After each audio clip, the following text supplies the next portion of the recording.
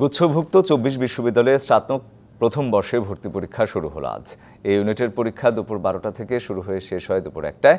একই দিনে আর্কিটেকচার ব্যবহারিক পরীক্ষা বিকেল ৩:৩০ থেকে ৪:৩০ পর্যন্ত অনুষ্ঠিত হবে। চলতি বছর গুচ্ছভুক্ত বিশ্ববিদ্যালয়গুলোতে মোট ২১,০০০ আসনের বিপরীতে আবেদন জমা পড়েছে ৩,০৫,৩৪৬টি। সেই হিসেবে আসন প্রতি লড়ছেন ১৫ জন ভর্তিচ্ছু। তাপপ্রবাহের মধ্যে যথাযথ প্রতিরোধমূলক ব্যবস্থা নিতে সব বিশ্ববিদ্যালয়কে অনুরোধ জানানো হয়েছে। একই সঙ্গে গুচ্ছভুক্ত সংশ্লিষ্ট বিশ্ববিদ্যালয়গুলো ভর্তি পরীক্ষার্থীদের সুরক্ষায় পরীক্ষা কেন্দ্রে পর্যাপ্ত সুপেয় পানি ও প্রাথমিক চিকিৎসা সামগ্রীর ব্যবস্থা রাখতে বলা হয়েছে।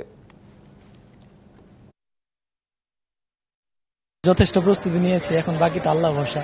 চেষ্টা করেছি নিজের সর্বোচ্চটুকু দেওয়ার। সবার তো একটু ভালো কিছু আশা করে, সাস্ট বা এগুলোর মধ্যে যেতে চায়।